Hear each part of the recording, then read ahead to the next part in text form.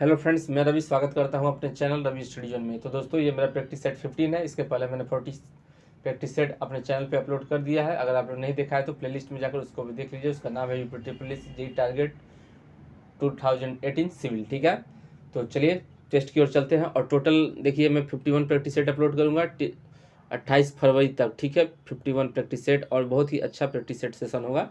अगर आप लोग हर वीडियो का एक्सप्लेनेशन देख लीजिएगा तो आपका अच्छा सिलेबस कवर हो जाएगा। ठीक है, कम समय में। ठीक है, तो चलिए क्वेश्चन की ओर चलते हैं। देखते हैं पहला क्वेश्चन क्या है। और जिन लोगों ने सब्सक्राइब नहीं किया हमारे चैनल को लाइक शेयर और सब्सक्राइब कर दें। ठीक है, तो देखिए पहला क्वेश्चन क्या है। For perfectly elastic bodies the value of coefficient of restitution is. ठीक है, क्या बोला है। पूर्णतः प्रत्यास्थ वस्तुओं के लिए प्रत्यास्थापन गुणांक का मान है। ठीक है, for perfectly elastic bodies the value of coefficient restitution is क्या होगा। ए 0, बी 0.5, सी 1.0 या डी 0.25। बताइए इसमें कौन सा आपका सही होगा।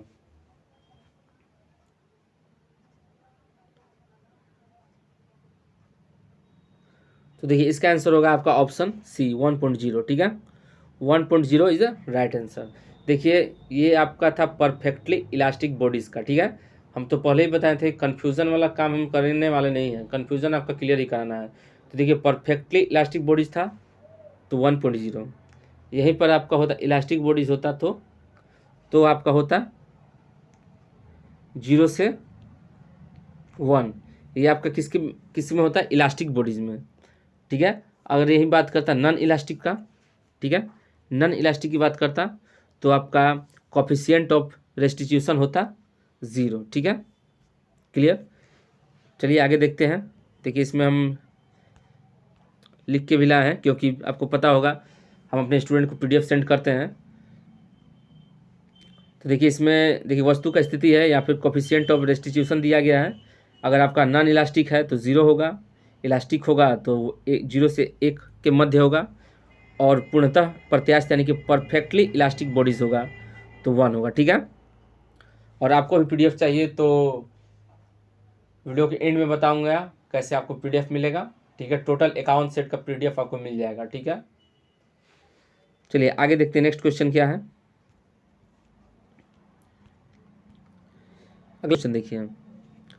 The ability of a material to permanently deform without breaking is called as. ठीक है, अब इसमें बताइए क्या बोल रहा है। ये जो डिफिनेशन है,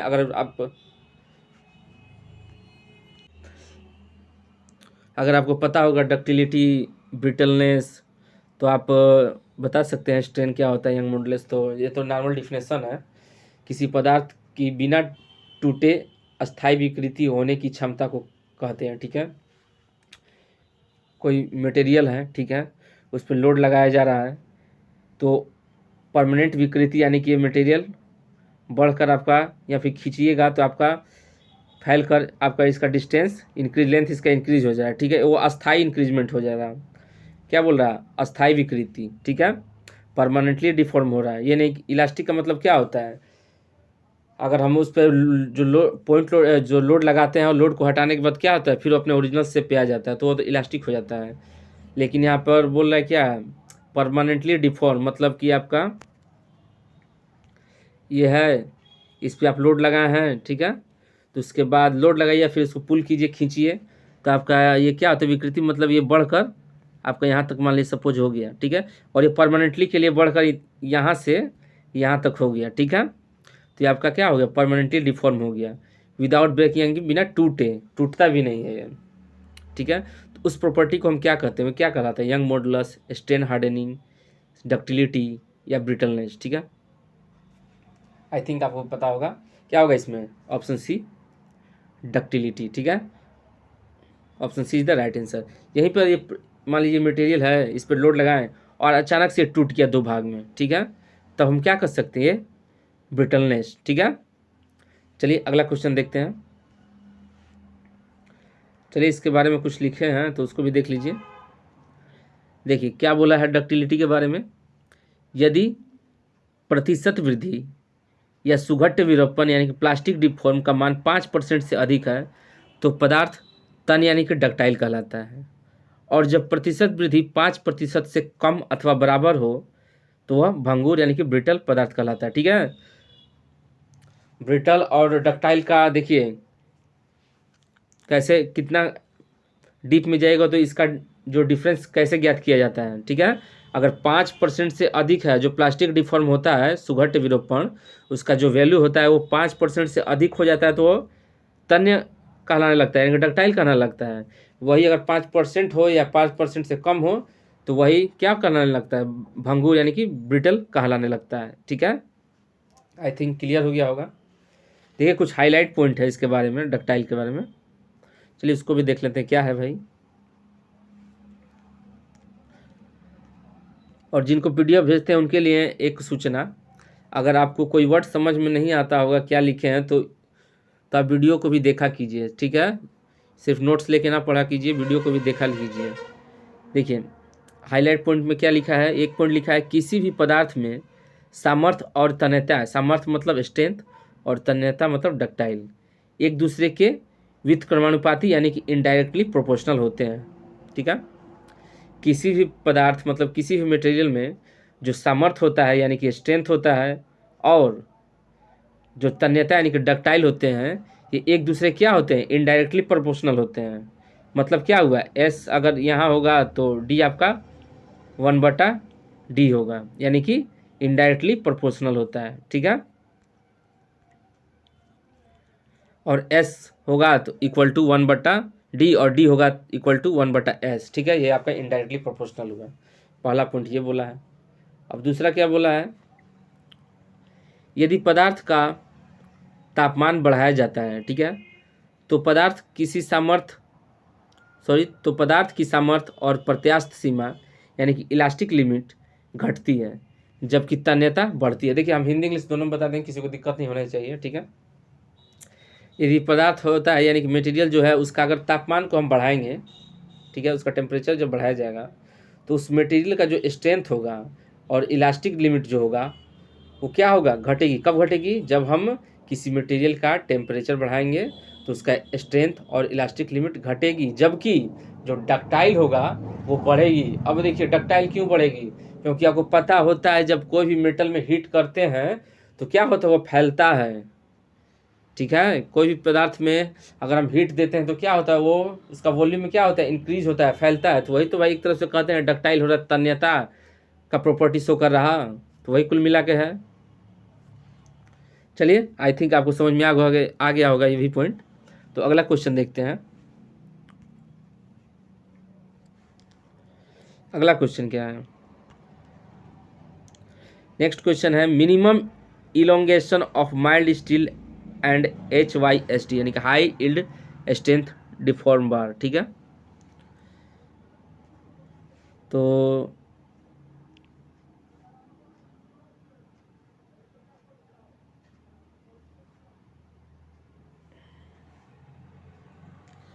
देखते हैं इसमें क्या होगा। सौम्य यानी कि मृदु स्टील और HYSD छड़ का न्यूनतम दीर्घीकरण इलोंगेशन है। ठीक है, चार ऑप्शन में बताइए कौन सा आपका सही होगा। 23% एंड 14.5%, मतलब कि जो पहला है वो आपका जो पहला वैल्यू दिया गया है वो आपका माइल्ड स्टील का मिनिमम इलोंगेशन है, और जो सेकंड वैल्यू दिया गया है 14.5 ये आपका HYSD बार का मिनिमम इलोंगेशन है। ठीक है, तो ये भी ध्यान में रखना है, पहले कौन है उसको पहले क्रम में रखना है, दूसरा कौन है दूसरे क्रम में रखना है, इसको भी ध्यान में रखना है। तो पहले आपका यहाँ पे क्या बोला है, रेस्पेक्टिवली का मतलब उसी क्रम में होता है। तो पहले आपका क्या बोला है, माइल्ड स्टील, उसके बाद है देन HYSD बार, यानी कि पहला आपका 23% और 14.5% होगा। मिनिमम इलोंगेशन या होगा आपका 23%, 23%, या सी होगा 14.5% या 23%, या डी 14.5% या एंड 14.5%। तो बताइए इसमें आपका मिनिमम इलोंगेशन क्या होगा माइल्ड स्टील और HYSD बार का, कौन सा आपका इसमें सही होगा। देखिए आपको सोचने का वक्त मिलेगा, आप सोचिए बताइए, हड़बड़ाना नहीं, जितना भी पढ़ेंगे ठोस पढ़ेंगे, सॉलिड पढ़ेंगे और कवर होगा उतना ही पढ़ेंगे। तो देखिए इसका आंसर होगा आपका ऑप्शन ए। ठीक है, जो मिनिमम इलोंगेशन होता है माइल्ड स्टील का वो आपका 23 होता है, और HYSD का होता है वो आपका 14.5% होता है, ठीक है। अब देखिए इसका टेबल है, तो बोले थे कोई भी टेबल आपका नहीं छोड़ेंगे, जितना भी टेबल होगा सिविल इंजीनियरिंग का, जितना भी हमारे संपर्क में टेबल आएगा सब टेबल आपको करा देंगे कि अब 40 से 50% सिलेबस आपका टेबल से ही खत्म हो जाए, ठीक है। तो चलिए उस टेबल को देखते हैं।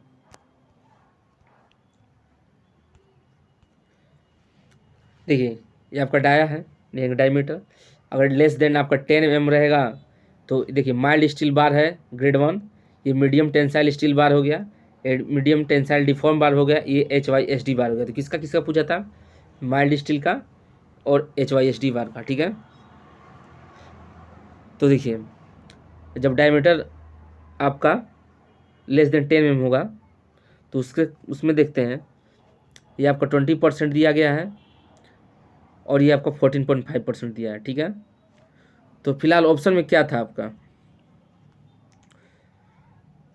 14.5% था एक और का, ठीक है।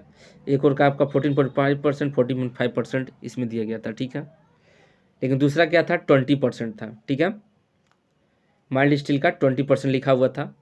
और दूसरे टेबल में क्या लिखा था? जिसमें डायमीटर आपका 10 mm हो या फिर 10 mm से अधिक हो, तो उसमें आपका क्या लिखा हुआ था? 23%, ठीक है। आइए दिखाते हैं आपको, है ना, इसमें 23%।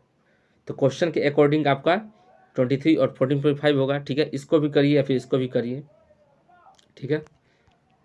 क्लियर हो गया? तो इसमें कौन सा आपका option A is the right answer, ठीक है। आई थिंक इसमें भी कोई दिक्कत नहीं होना चाहिए। चलिए अगला क्वेश्चन देखते हैं। देखिए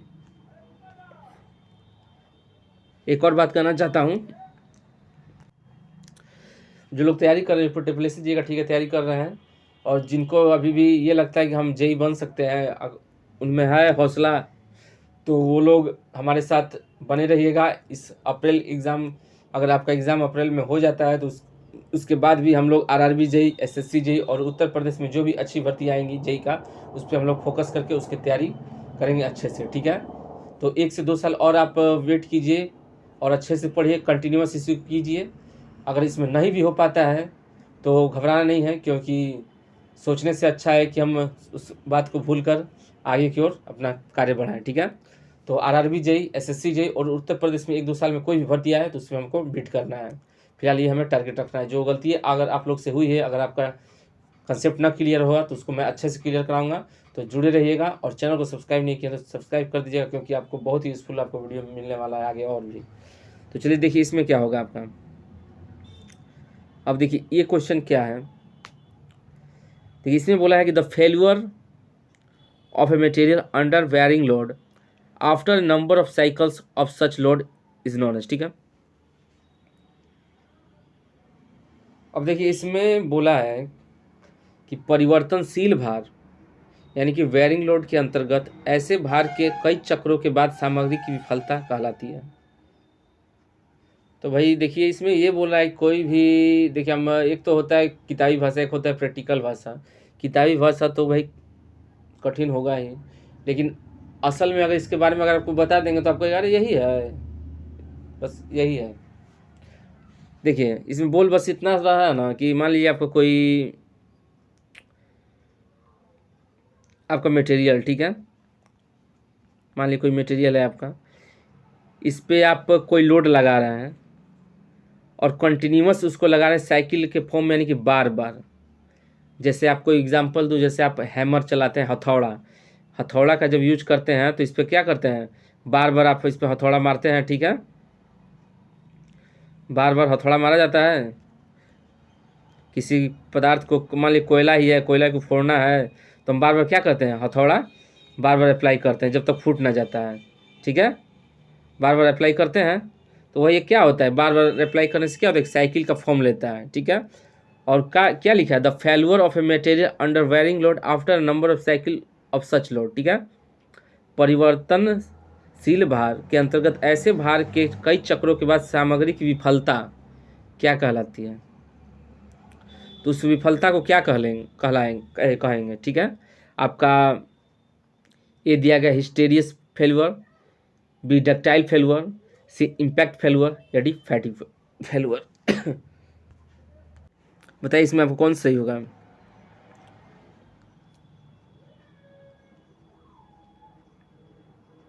तो देखिए इसका आंसर होगा ऑप्शन डी।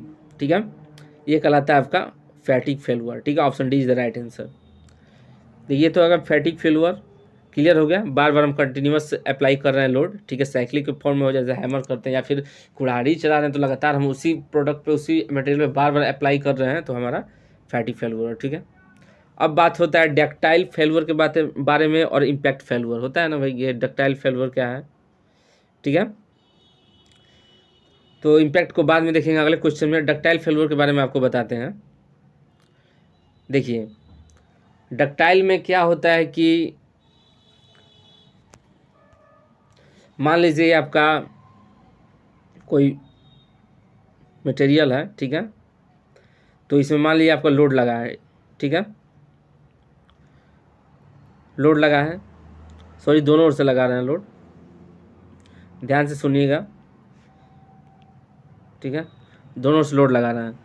तो मान लीजिए जो आपका बॉडी है इस पर जब दोनों ओर से लोड लगाएंगे तो इसमें कुछ देर बाद क्या होगा, कुछ समय बाद इसमें क्या होगा, ऐसे शेप ले लेगा आपका, बीच में से कटने लगेगा। ठीक है, ठीक है, कटने लगेगा। फिर कुछ देर बाद क्या होगा, कुछ समय यही लोड आपका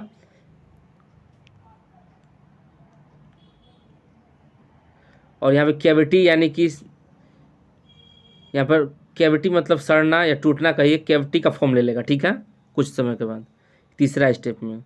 और यही फिर आगे जाके क्या होता है, यही आपका बड़ा एरिया ले लेता है और बड़ा एरिया लेने के बाद धीरे धीरे करने के बाद क्या होता है, आगे जाकर वो टूट जाता है। ये एक प्रोसेस की तरह होता है।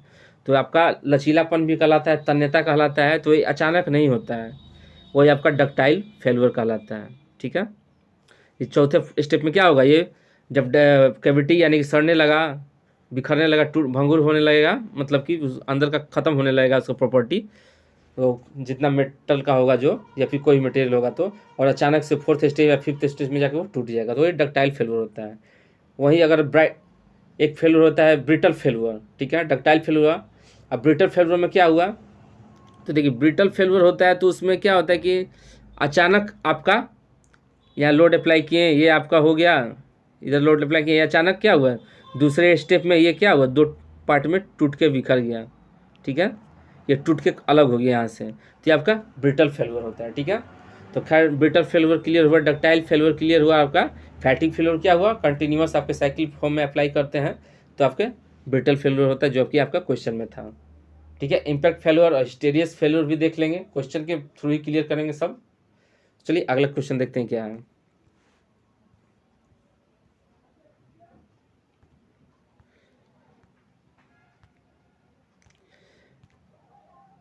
चलिए देखिए, ये क्वेश्चन देखने में तो बहुत इजी है लेकिन 50% आपको बता रहा हूँ, 50% लोग इस चारों चीज़ में कंफ्यूज होते हैं भाई। Longitudinal strain, shear strain, lateral strain, volumetric strain यानी कि अनुदैर्ध्य विकृति और अपरूपण विकृति, आयतन विकृति, पार्श्विक विकृति है क्या, मतलब है ठीक है पता है, लेकिन कन्फ्यूजन बराबर इनमें रहता है 100% में 40% विद्यार्थियों को। तो हम सोचे भाई इसको तो क्लियर करा दें इसको। ठीक है,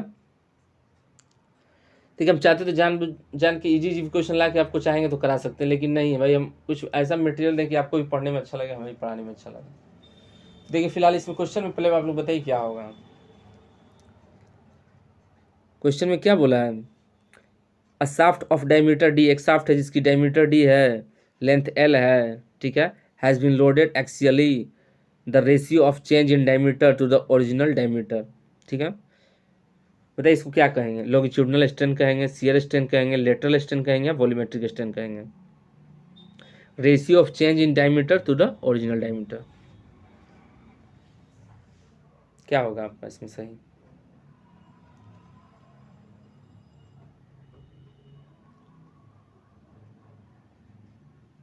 तो देखिए इसका आंसर होगा आपका option C, lateral strain. Okay,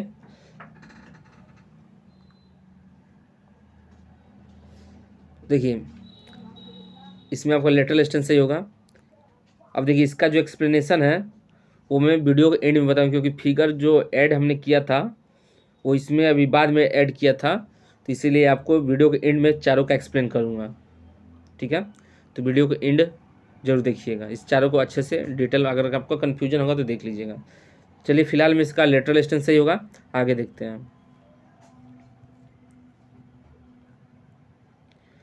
तो नेक्स्ट क्वेश्चन क्या है,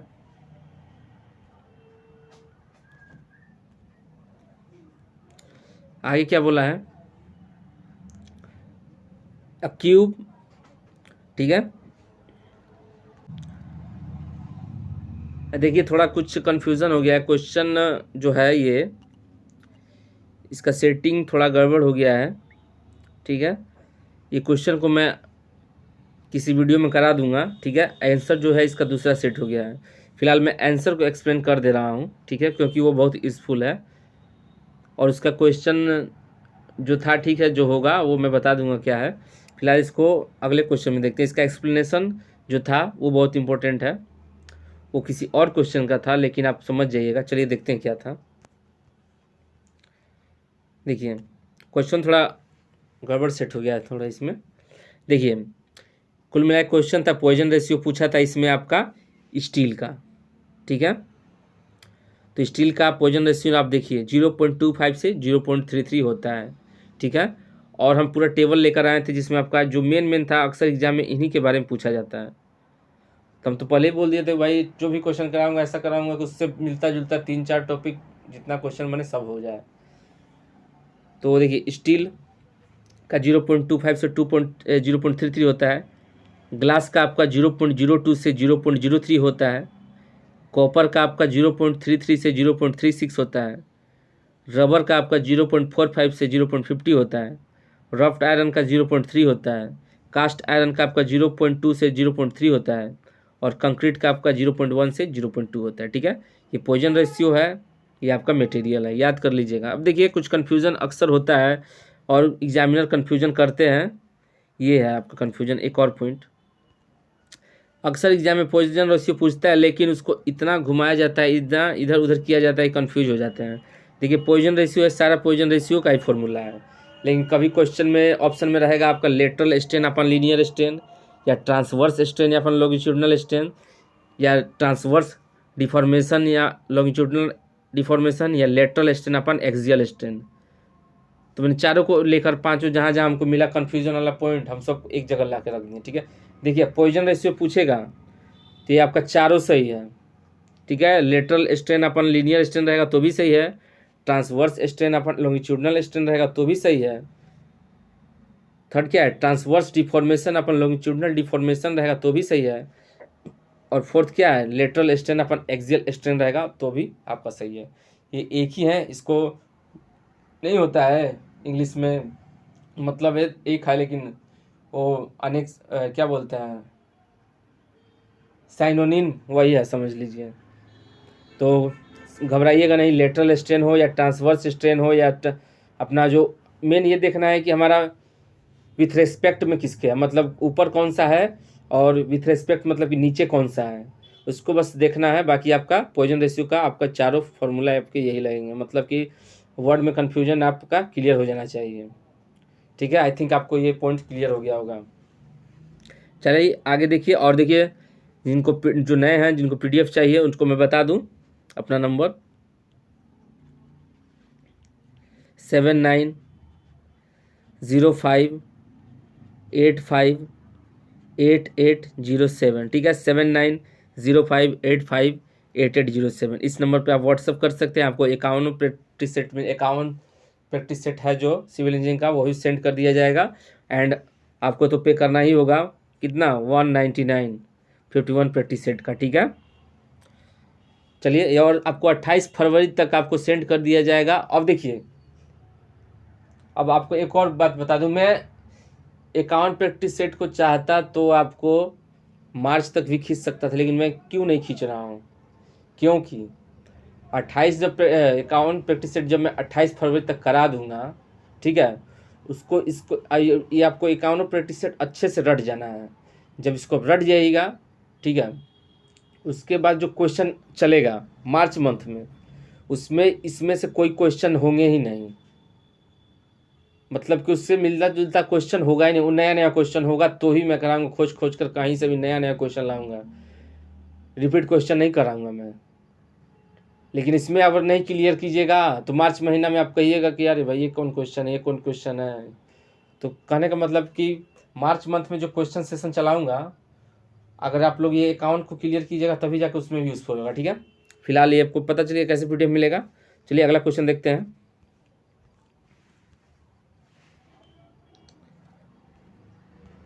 देखिए नेक्स्ट क्वेश्चन क्या है। A linear force deformation relation is obtain in materials, ठीक है। बताइए इसमें क्या होगा। रैखिक बल विकृति संबंध उस सामग्री में प्राप्त किया जाता है, ठीक है। कौन सा होगा।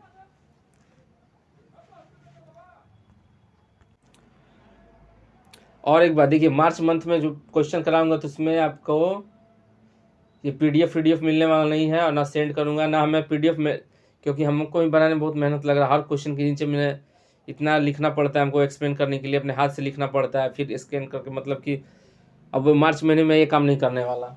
नया क्वेश्चन होगा तो ही मैं वैसा करूँगा, नहीं तो आपको सिर्फ क्वेश्चन कराऊंगा, सिर्फ आंसर बताऊंगा, एक्सप्लेन करूँगा, ठीक है। डिटेल एक्सप्लेन आपको पीडीएफ के वाइज नहीं मिलने वाला मार्च मंथ में, जो है इसी में फरवरी तक आपको मिल जाएगा। फिलहाल इसमें बताइए कौन सा सही होगा आपका। A linear force deformation relation is obtain in materials, क्या होगा। A having elastic stress strain property, B having plastic stress strain property, या C which are rigid elastic materials, या डी नन ऑफ दीज। तो बताइए इसमें आपका कौन सा सही होगा। तो देखिए इसका आंसर होगा option A, having elastic stress strain property. Option A is the right answer. ऐसे ही मैं कराऊंगा और एक्सप्लेन कर दूंगा। एक्सप्लेनेशन नहीं होगा मार्च में, क्योंकि 30 दिन के अंदर हम टारगेट किए हैं कि 1500 से 1800 क्वेश्चन आपको प्रैक्टिस सेट करा दूँ डेली, 50 60 70 क्वेश्चन। क्यों, सही रहेगा ना। चलिए अगला क्वेश्चन देखते हैं।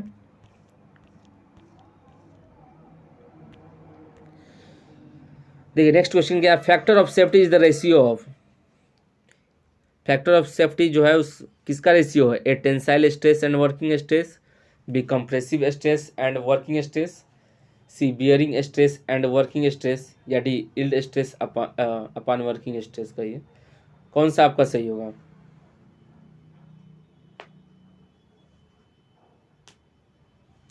तो इसका आंसर होगा आपका option D, yield stress upon working stress, या फिर कहिए ultimate stress upon working stress. देखिए आपका यहाँ पे दिया है yield stress upon working stress, आपका सही है, लेकिन कहीं कहीं ऑप्शन में आपका होगा क्या, ultimate stress upon working stress. ये भी आपका फैक्टर ऑफ सेफ्टी का ही फॉर्मूला है, कहिए या फिर रेशियो कहिए, ठीक है। Ultimate stress upon working stress या फिर yield stress upon working stress. यहाँ भी क्लियर हो गया 2 पॉइंट। चलिए आगे देखते हैं।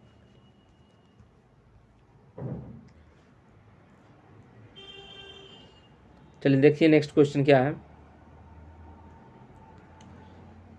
Bulk modulus is defined as the ratio of, ठीक है। और देखिए जो इस सोम का क्वेश्चन है, सोम में एक ही वीडियो में आज लेकर आया हूँ। इसके बाद आपको स्टील कल से कराऊंगा, और 8 जो चैप्टर है आपका वो मैं पहले कराऊंगा।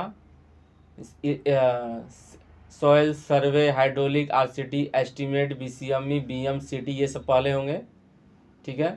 लेकिन जो मात्र ये आपका सोम चैप्टर है, ये थोड़ा लेंदी चैप्टर है, कंसेप्चुअल चैप्टर है, इसको समझाना पड़ेगा।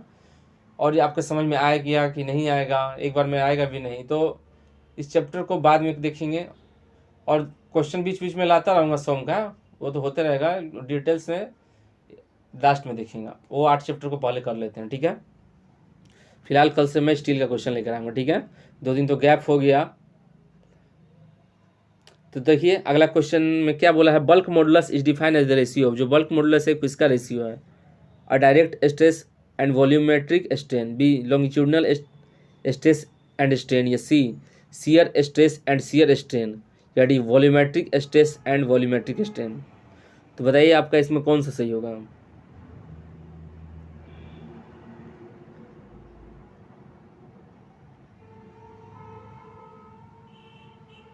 तो देखिए इसका आंसर होगा आपका option A, bulk modulus is the ratio of direct stress and volumetric strain. ठीक है,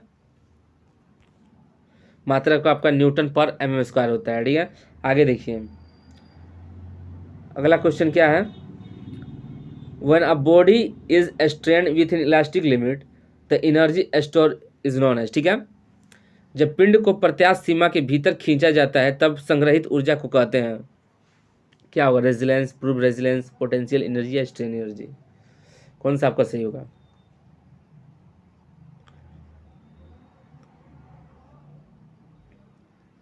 बताइए। तो देखिए इसका आंसर होगा आपका ऑप्शन डी, स्ट्रेन एनर्जी। ठीक है, चलिए अगला क्वेश्चन देखते हैं।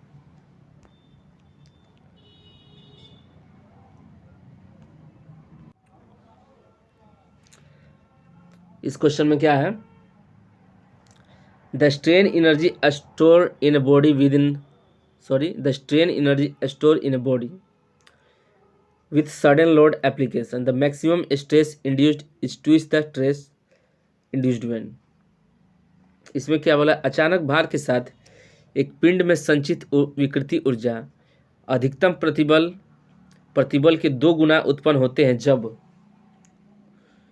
ए दिया गया the same load is applied by an impact, B the same load is applied suddenly, C the same load is applied gradually, या D the torque of same load is applied.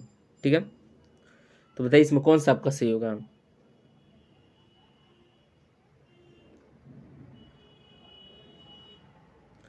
कौन सा आपका सही होगा।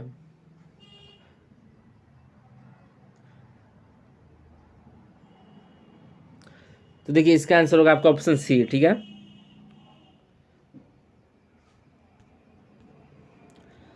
The same load is applied gradually, समान भार एक समान रूप से लगाया जाता है। ठीक है, तब जाकर आपका क्या होता है, maximum stress induced is twist the stress induced man. ठीक है, तो इसमें आपका ऑप्शन सी सही होगा। चलिए आगे देखते हैं, बताइए इसमें आपका कौन सा सही होगा, the maximum shear stress theory is also known as.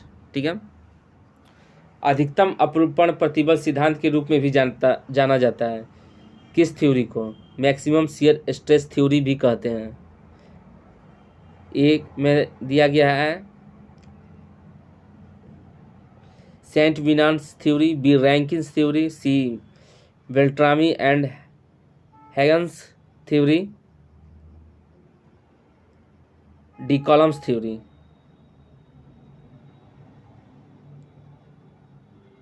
कौन सा आपका सही होगा,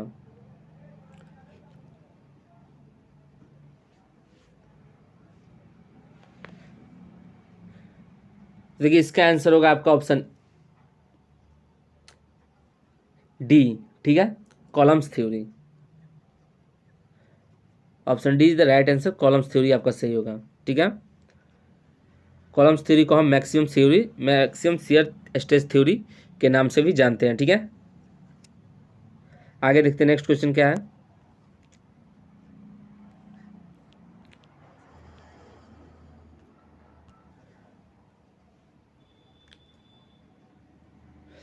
आगे क्या है, for any structure when both ends have roller support then the structure will be. ठीक है, अब देखिए इसमें क्या बोला गया है, यदि किसी संरचना के दोनों सिरों पर रोलर आलम्ब हो। ठीक है, मान लीजिए कोई संरचना है, ठीक है, कोई स्ट्रक्चर है, उसका जो दोनों सिरा है, दोनों, मान लीजिए आपका संरचना है, इसका जो दोनों सिरा है उस दोनों सिरा पर रोलर आलम्ब है, यानी कि रोलर सपोर्ट हो। ठीक है,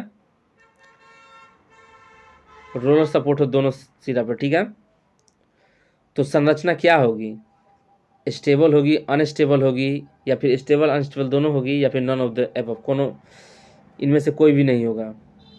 क्या होगा, यहाँ पर दोनों जगह रोलर सपोर्ट लगाया हुआ है। ठीक है, तो बताइए क्या होगा, संरचना में क्या इफेक्ट पड़ेगा, स्टेबल अनस्टेबल या ए और बी दोनों।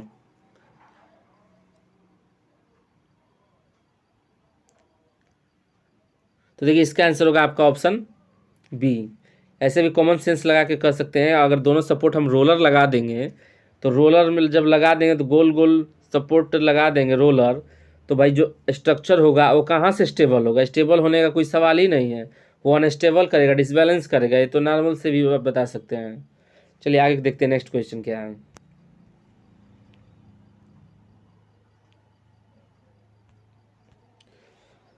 देखिए इसमें क्या बोला है, जो चार दिए गए ऑप्शन, इनमें से कौन सा ऑप्शन आपका होगा जो है आपका algebraic sum of the moments of the forces on either side of the section of a loaded beam. ठीक है, बलों के आघूर्णों का बीजगणितीय योग भारित धरण के काट के एक तरफ का योग क्या कहलाता है? Bending moment, retaining wall, shearing force या डी मॉडुलस ऑफ रेसिलेंस? कौन सा आपका सही होगा? The algebraic sum of the moments of the forces on either side of the section of a loaded beam। बताइए कौन सा आपका सही होगा? देखिए इसका आंसर होगा आपका ऑप्शन ए, बेंडिंग मोमेंट। ठीक है, बंकन या नमन आघूर्ण आपका सही होगा। ठीक है, चलिए आगे देखते हैं, आगे नेक्स्ट क्वेश्चन क्या है।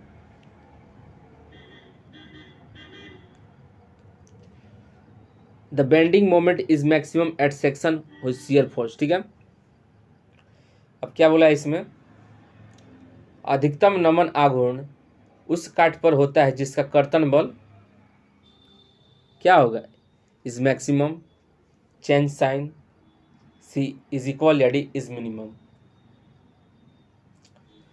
The bending moment is maximum, जो नमन आघूर्ण होगा अधिकतम होगा at section whose shear force, जिसका शियर फोर्स क्या करता हो, मैक्सिमम हो, चेंज साइन मतलब कि जो साइन हो, चिन्ह हो जो वो बदले, या इक्वल या फिर मिनिमम। तो देखिए इसका आंसर होगा आपका ऑप्शन बी, चेंज साइन। ठीक है, चलिए नेक्स्ट देखते हैं आगे क्या है।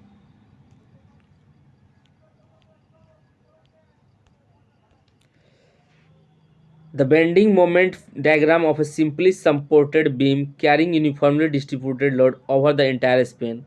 ठीक है, पूरे विस्तार पर एक समान वितरित भार वहन करने वाली एक सरल आलंबित धरण का बंकर आघूर्ण आरेख होगा। ठीक है, यहाँ पे बेंडिंग मोमेंट डायग्राम पूछ रहा है किसका? सिंपली सपोर्टेड बीम, जो आपका ये सिंपली सपोर्टेड बीम है। ठीक है,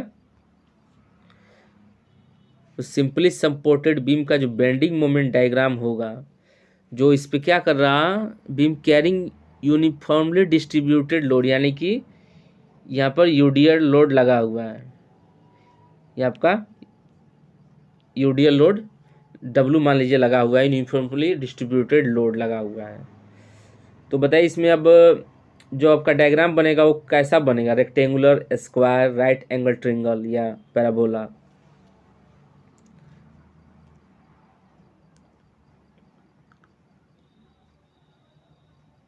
तो देखिए इसका आंसर होगा आपका ऑप्शन डी, पैराबोला। ठीक है, चलिए इसको एक्सप्लेन करके देखते हैं। देखिए यही है आपका, देखिए किसी धरण पर उत्पन्न नमन आघूर्ण के आधार पर खींचा गया आरेख नमन आघूर्ण आरेख यानी कि बेंडिंग मोमेंट डायग्राम कहलाता है। यह आरेख संरचना की विफलता के संभावनाओं को कम कर देता है और नमन आघूर्ण आरेख उस पर कार्यरत भार यानी कि लोडिंग पर निर्भर करता है। ये देखिए shear force, shape for shear force diagram, shear force दिया गया है और शेप फॉर बेंडिंग मोमेंट दिया गया है। ठीक है, ये आपका लोड है। ठीक है, इधर आपका लोड लगा हुआ है। ठीक है, देखिए ये शियर फोर्स का है, बेंडिंग मोमेंट था। ठीक है, तो फिलहाल हमारे क्वेश्चन में क्या पूछा था, क्वेश्चन को पहले बताते हैं। तो क्वेश्चन में क्या पूछा था, बेंडिंग मोमेंट पूछा था, किसके लिए पूछा था? यूडीएल के लिए पूछा था। तो देखिए बेंडिंग मोमेंट और यूडीएल, तो कौन सा होगा? पैराबोलिक। तो पैराबोलिक आपका ऑप्शन डी में सही था। ठीक है, अगर यही आपका पूछता पॉइंट लोड के लिए तो लीनियर हो जाता। ठीक है, और इसका पूछता यूनिफॉर्मली वेयरिंग लोड तो क्यूबिक हो जाता है, ठीक है। और शियर फोर्स का पूछेगा तो कांस्टेंट, लीनियर और पैराबोलिक, ठीक है। तो ये तो आप फिगर में आप क्लियर कर सकते हैं, ठीक है, कोई दिक्कत। चलिए अगला क्वेश्चन देखते हैं हम। देखिए नेक्स्ट क्वेश्चन क्या है, the effective span of A simply supported beam is, ठीक है। देखिए बीएम बीसीएमई तो हाइड्रोलिक थोड़ा फास्ट हम पढ़ाते हैं, लेकिन सोम स्टील फास्ट पढ़ाने वाला सब्जेक्ट नहीं, इसलिए मैं स्लो जानबूझ के पढ़ा रहा हूँ। सोम स्टील आराम से पढ़ाना है। देखिए इसमें क्या बोला है, the effective span of A simply supported beam is, ठीक है। क्या होता है इफेक्टिव स्पेन, शुद्ध आलम्बित धरण का। ए बोला गया है क्या, ए में क्या, centre to centre distance between support, B दिया गया है half of the clear distance plus wide of the column, C है आपका क्लियर डिस्टेंस बिटवीन सपोर्ट, या D 0.7 times clear distance between support, ठीक है। तो कौन सा आपका इसमें सही होगा बताइए, थोड़ा दिमाग लगाइए, कौन सा आपका सही होगा।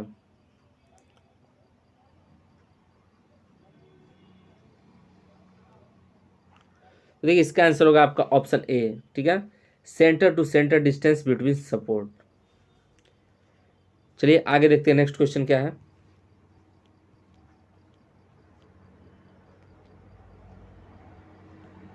और ये क्वेश्चन 2016 के जेई में आ चुका है। The bending moment diagram for a cantilever which is subjected to a uniformly distributed load will be, ठीक है। अब देखिए इसमें वही है, बस इसमें सिंपली सपोर्टेड की जगह कैंटिलीवर बीम का पूछा है। इसमें आपका किसका पूछा है, कैंटिलीवर बीम का पूछा है। और मान लीजिए आपका प्रासधरण है, ठीक है, ये प्रासधरण है। और इसमें कौन सा लोड बोला है, यूनिफॉर्मली डिस्ट्रीब्यूट, यानी कि इसमें भी यूडीएल लोड बोला है, ठीक है। और पूछा क्या है, बेंडिंग मोमेंट डायग्राम पूछा है। तो फिगर में एक्सप्लेन करते हैं, पहले फिलहाल पहले बताइए इसमें कौन सा आपका सही होगा, उसके बाद बताता हूँ फिगर में। देखिए इसमें आपका सही होगा सी, पैराबोला, ठीक है।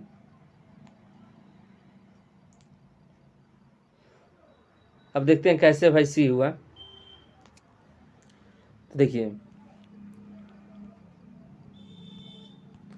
एक प्रास धरण के संपूर्ण पार्ट पर समवितरित भार लग रहा है, तो इसका नमन आघूर्ण आरेख परवलयाकार यानी कि पैराबोलिक होगा, तथा नमन आघूर्ण WL²/2 होगा, तथा कर्तन बल शियर फोर्स WL होगा, तथा कर्तन बल आरेख त्रिभुजाकार होगा। चारों क्लियर हो गया, ठीक है। देखिए कई क्वेश्चन बन जाते हैं इसमें। पहला क्वेश्चन क्या है, देखिए प्रास धरण के संपूर्ण काट पर समवितरित भार लगा है, तो इसका नमन आघूर्ण परवलयाकार यानी कि पैराबोलिक होगा। बेंडिंग मोमेंट डायग्राम आपका क्या होगा, पैराबोलिक होगा। और बेंडिंग मोमेंट आपका WL²/2 होगा। और डायग्राम आपका परवलयाकार यानी कि पैराबोलिक होगा। दोनों अलग अलग है, ये डायग्राम हुआ, ये मोमेंट हुआ, ठीक है। और शियर फोर्स की बात करता है तो WL हो जाता। और शियर फोर्स का डायग्राम पूछता है यानी कि SFD शियर फोर्स डायग्राम पूछता तो त्रिभुजाकार हो जाता, ठीक है, क्लियर।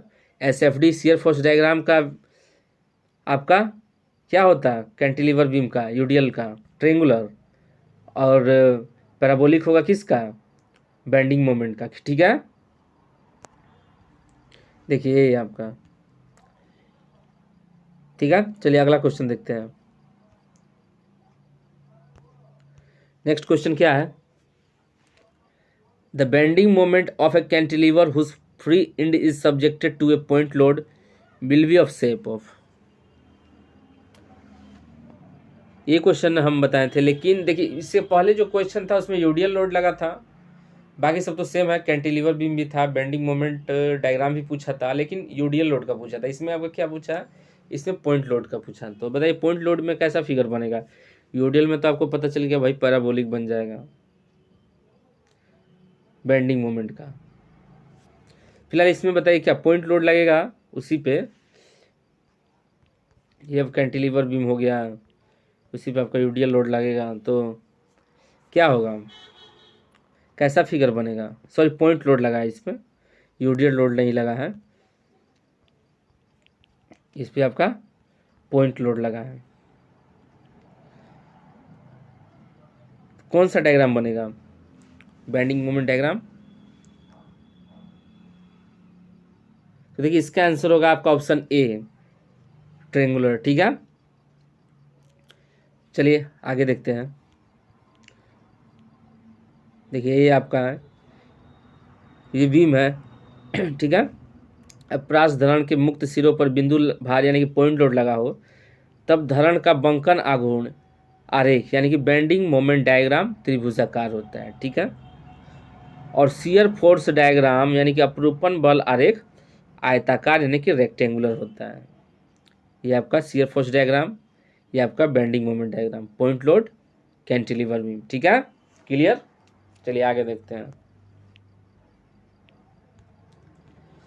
अब देखिए इसमें बताइए क्या होगा, the point through which the whole weight of the body acts irrespective of its position is known as. ठीक है, अब बताइए इसमें क्या सही होगा, वह बिंदु जिसके माध्यम से सारे पिंड का भार कार्य करता है भले ही उसका स्थिति कहीं भी हो, क्या कहलाएगा? A moment of inertia, B centre of gravity, C centre of pressure, या डी सेंटर ऑफ मास। कौन सा आपका सही होगा?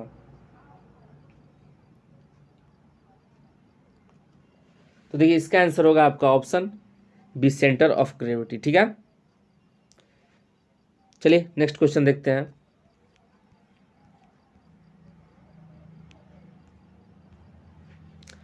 Identify the property that change as a function of the geometrical dimension of a section in structural material. ठीक है, अब बताइए इसमें आपका क्या होगा?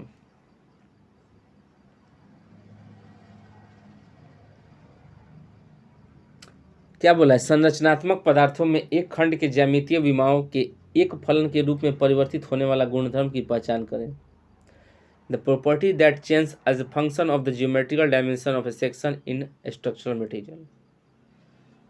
ए Poisson ratio, B mass density, C moment of inertia, या डी मॉडुलस ऑफ इलास्टिसिटी। तो बताइए इसमें क्या सही होगा, और एक हिंट दे रहे हैं आपको, ऑप्शन के थ्रू आप इसको सॉल्व कर सकते हैं। क्वेश्चन हम मान लीजिए हम एग्जाम में हॉल में गए, हमें क्वेश्चन समझ ही नहीं आ रहा भाई क्वेश्चन कहाँ है, समझ भी नहीं क्या लिखा है, मान लीजिए ऐसा कंडीशन हो गया, तब आप ऑप्शन के थ्रू भी उसको टिक कर सकते हैं। इतना हिंट दे रहा है। अब बताइए इसमें क्या सही होगा?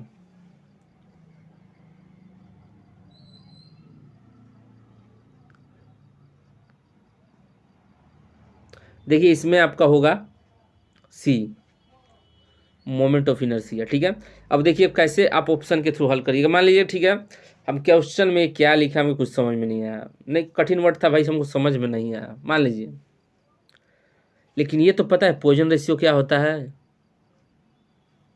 मास डेंसिटी क्या होता है, और मॉडुलस इलास्टिसिटी, ये छोटे छोटे पॉइंट तो हमें पता है। जब ये पता है, ये पता है, ये तीनों पता है, और तीनों से मिलता जुलता हमें ये नहीं दिख रहा, तो जाहिर से दिमाग लगा सकते हैं भाई तीनों हो ही नहीं सकता ये, तो कौन बचा? ऑप्शन सी बचा। तो ऐसे भी एग्जाम में सोल्व किया जाता है। ठीक है, चलिए आगे देखते हैं।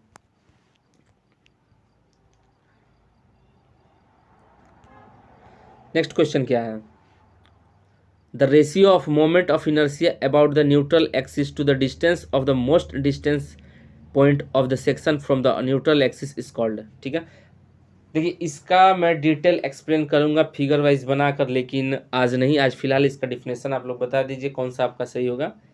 ठीक है, क्योंकि वीडियो लेंदी हो जाएगा, बहुत लंबा हो जाएगा और कोई मतलब ही बन भी नहीं रहा, क्योंकि अगर अच्छे से आप सोम पढ़ने लगिएगा अभी से तो 1 महीना तो आपको सोम पढ़ने में लग जाएगा, इतना वास्ट सिलेबस है, तो वैसी गलती नहीं करना है अभी। फिलहाल इसमें बताइए कौन सा आपका सही होगा?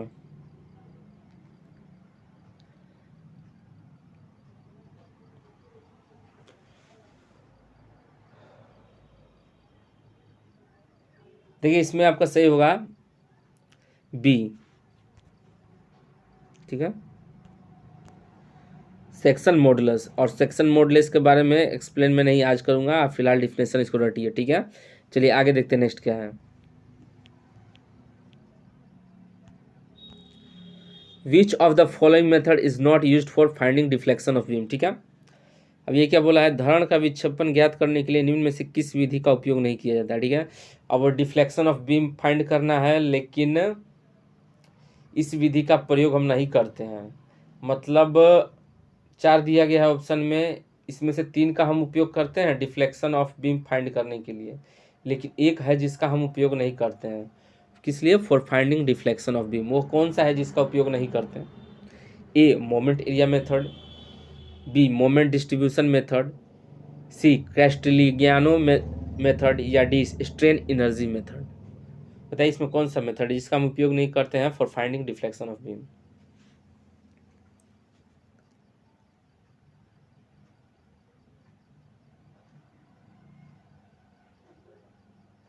तो देखिए इसका आंसर होगा आपका option B, moment distribution method, ठीक है।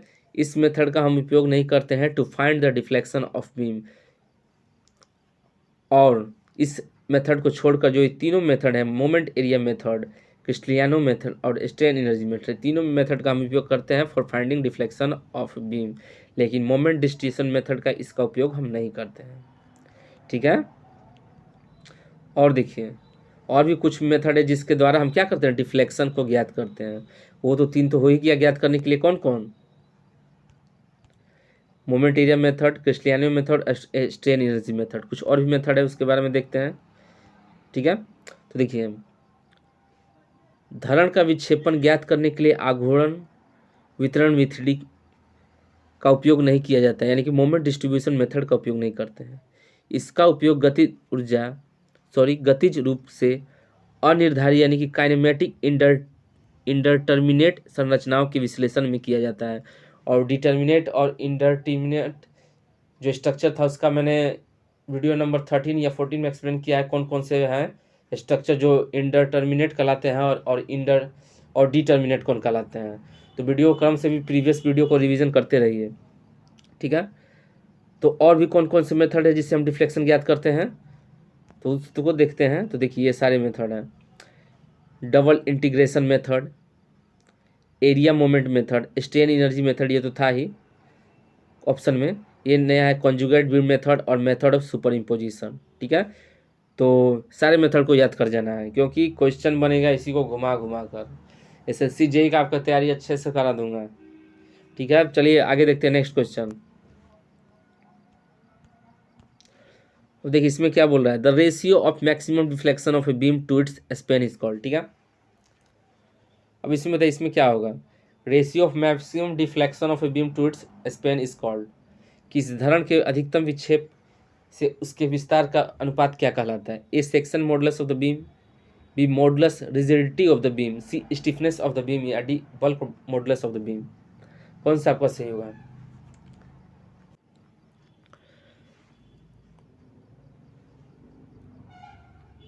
तो देखिए इसका आंसर होगा आपका सी, स्टिफनेस ऑफ द बीम, ठीक है।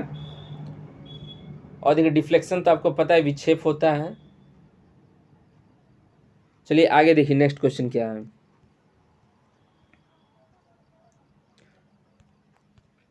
देखिए बकलिंग भी आपको बहकाव तो पता होगा, बकलिंग लोड जो लचकता है लोड पड़ने के बाद कोई भी हमारा जो बॉडी होता है। तो फिलहाल बताइए the buckling load in steel column, ठीक है, is A related to length, B directly proportional to the slenderness ratio, C inversely proportional to the slenderness ratio, या D non linearity of the slenderness ratio. Buckling load जो लगता है क्या होता है steel column में जो लगा आता है, वो किससे रिलेट करेगा? इसमें अगर ज़्यादा सोचिएगा तो कंफ्यूज होइएगा, ज़्यादा नहीं सोचिएगा तो क्वेश्चन में ही आंसर है। बता भी दे रहा हूँ, बकलिंग लोड मतलब क्या होता है, बीम का पूछ रहा है, स्टील कॉलम का पूछ रहा है, यानी कि इस्पात का जो स्तंभ होता है, स्टील का जो स्तंभ होगा उसमें जो बकलिंग मतलब क्या लचकना होता है, या मतलब ये आपका स्तंभ है तो बकलिंग करके क्या होता है, मान लीजिए ऐसे हो गया, ठीक है। ये आपका बकलिंग कहलाता है, लचकना। ठीक है, तो फिलहाल बताइए इसमें किस पर निर्भर करता है, उससे रिलेट क्या है। तो देखिए इसका आंसर होगा आपका ऑप्शन ए होगा, रिलेटेड टू लेंथ, वो लंबाई से रिलेट करता है। ठीक है, चलिए देखते हैं। देखिए लोड हुआ, ये आपका क्या है, डायरेक्टली प्रोपोर्शनल, ये तो आपका आयलर का सूत्र हुआ। ठीक है, देखिए यहाँ पर पी ई जो आपका लोड हुआ, ठीक है, यानी कि बहकाव भार, ठीक है, पी ई स्तंभ की लंबाई के वर्ग के व्युत्क्रमानुपाती यानी कि इनडायरेक्टली प्रोपोर्शनल होता है। ये आपका लेंथ दिया गया है, सब क्लियर है यहाँ पर। ये बहकाव भार हुआ, ठीक है, पी ई, और ये आपका एल क्या हुआ, लंबाई हुआ, वही आपका रिलेट टू लेंथ था। तो इसमें समझाने लायक कुछ है नहीं। और देखिए हमको तो लग रहा है ये क्वेश्चन अब 6 महीने तक भी कहीं एग्जाम में आ गया तो आप कर दीजिएगा, अगर समझ समझ के बनाइएगा, रटिएगा नहीं तो। चलिए नेक्स्ट देखते हैं अगला क्वेश्चन क्या है। और दोस्तों अब देखिए जो हम बताए थे, जो कन्फ्यूजन था, कन्फ्यूजन वाला टॉपिक क्या था, वो बोले थे कि longitudinal strain, lateral strain, volumetric strain, shear stress में कन्फ्यूजन होता है, उसको क्लियर कराने के लिए। तो चलिए उसको देख लेते हैं, स्किप ना कीजिएगा, 2 मिनट लगेगा, 2 से 2.5 मिनट, उस जिसका कन्फ्यूजन है वो क्लियर करा ले भैया। Longitudinal strain, lateral strain, volumetric strain, shear strain क्या होता है। चलिए उसको बताता हूँ क्या होता है। देखिए पहला है आपका लॉन्गिट्यूडनल स्ट्रेन। ठीक है, अब देखिए इसमें क्या होता है, ये आपका मान लीजिए बॉडी हुआ, यहाँ पे आप क्या लगाएं, प्रेशर कर रहे हैं, सॉरी पुल पावर लगा रहे हैं, फोर्स लगा रहे हैं, खींच रहे हैं। ठीक है, तो जो आपका ये बॉडी होता है वो क्या करता है, विकृति होती है यानी कि स्ट्रेन होता है, और ये घिसक कर कहाँ तक आ जाता है, यहीं तक, मतलब कि आगे घिसक जाता है। ठीक है, इंक्रीज इसका लेंथ हो जाता है, जो इसका लेंथ इंक्रीज होता है उसी को हम डेल्टा एल से डिनोट करते हैं। ठीक है, तो देखिए अब लेटरल स्ट्रेन में ये होता है कि मान लीजिए ये बॉडी है और आप इधर खींच रहे हैं, तो आप जो डेल्टा एल है, ठीक है, जो डेल्टा एल है वो आपकी जिधर आप अप्लाई कर रहे हैं फोर्स, उसी डायरेक्शन में वो इंक्रीज करे। ठीक है, मतलब कि हम इधर अप्लाई कर रहे हैं तो आपका जो चेंज इन लेंथ हुआ वो भी इसी डायरेक्शन में हो रहा, तो change in length upon L यानी कि लेंथ ये आपका लॉन्गिट्यूडनल स्ट्रेन हो गया। ठीक है, क्या हुआ, जिस डायरेक्शन में हम लोड अप्लाई कर रहे हैं वो चेंज भी हो उसी डायरेक्शन में। ठीक है, सिर्फ उसी डायरेक्शन में चेंज हो तो हमारा क्या होता है, लॉन्गिट्यूडनल स्ट्रेन होता है। ठीक है, अब देखिए लॉन्गिट्यूडनल और लेटरल में देखिए कन्फ्यूजन अक्सर होता है, लेकिन लेटरल में क्या होता है, बस थोड़ा सा अंतर है।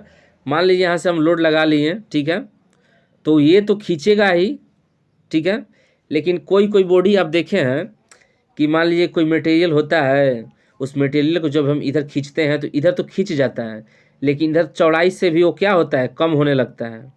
ठीक है, अगर जितना आप इधर खींचिएगा उतना इधर से क्या होगा, कम होने लगेगा। ठीक है, होता है ना, बहुत सी मटेरियल को जब हम आगे खींचते हैं तो दोनों ओर से चपकने लगता है और कम होने लगता है, तो वही आपका लेटरल स्ट्रेन होता है। ठीक है, इधर तो मान लीजिए हम पुल करके खींच लिए, तो लॉन्गिट्यूडनल स्ट्रेन में क्या था कि उसी की ओर बढ़ेगा। ठीक है, उसी में होगा, लेकिन लेटरल में क्या होगा, उधर तो इंक्रीज करेगा, साथ ही साथ जो आपकी ये दोनों साइड है इधर से लेस होने लगेंगे। ठीक है, ये आपका इधर भी चेंज इन लेंथ होगा, यहाँ तो डेल्टा एल यहाँ पर चेंज इन लेंथ होगा ही, और इसको अगर डेल्टा एल से डिनोट कीजिएगा तो डेल्टा एल से कीजिए, या फिर डेल्टा इन से कीजिए, डेल्टा ए से कीजिए, कोई भी अदर वर्ड से आप डिनोट करके इसको भी रिप्रेजेंट कर सकते हैं। यहाँ से भी क्या होगा आपका, ये डायरेक्ट ये दोनों ओर से आपका क्या होगा, चेंज इन लेंथ होगा। ठीक है, क्लियर।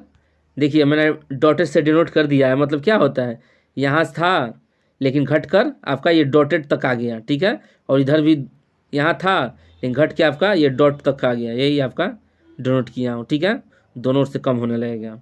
आई थिंक क्लियर हो गया होगा।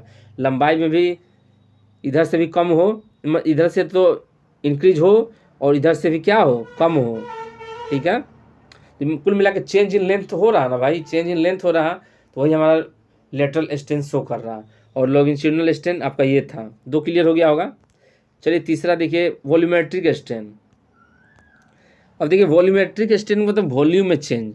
ठीक है, मान लीजिए आपका फिगर है, ठीक है, अब इस पर फोर्स लगाएंगे, ठीक है, मान लीजिए लगा दिए, तो क्या इसका वॉल्यूम क्या हुआ, उसी शेप में चेंज हो, ठीक है, उसी शेप में, रेक्टेंगुलर है तो रेक्टेंगुलर के शेप में ही चेंज हो उसका वॉल्यूम। अब ये चेंज होकर यहाँ पर आपका ऐसे हो गया, ठीक है, यहाँ पर ये हो गया चेंज होके, ठीक है।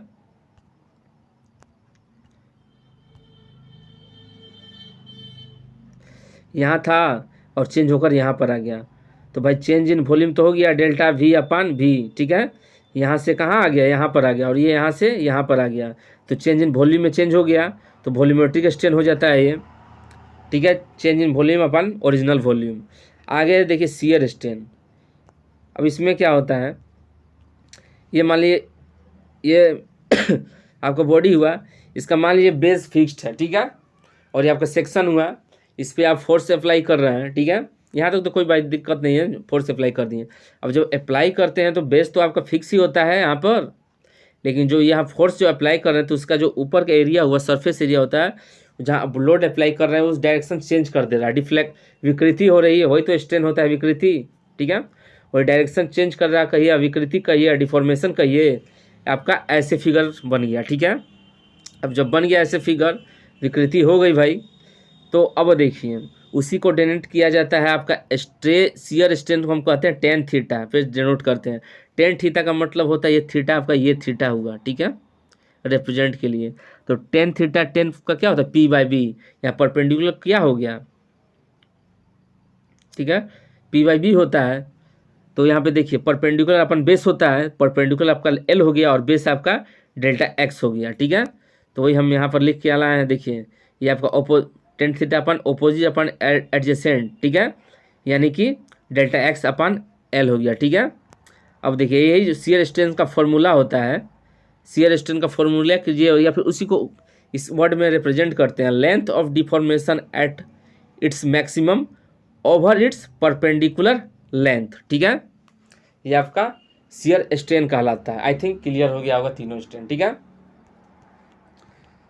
तो दोस्तों कैसा लगा मेरा वीडियो जरूर बताइएगा कैसा लगा, अगर अच्छा लगे तो लाइक जरूर कीजिएगा, और चैनल को सब्सक्राइब नहीं किया तो सब्सक्राइब जरूर कीजिएगा। और पीडीएफ चाहिए होगा तो नंबर वीडियो में बता दिया हूँ, आप हमारे से 51 सेट का पीडीएफ ले सकते हैं मात्र 199 रुपये में, ठीक है। और इस अब जब 51 सेट का पीडीएफ आप रट लीजिएगा, पढ़ लीजिएगा अच्छे से, तो उसके बाद 10 दिन का समय देंगे आपको, 28 तारीख को हमारा खत्म हो जाएगा।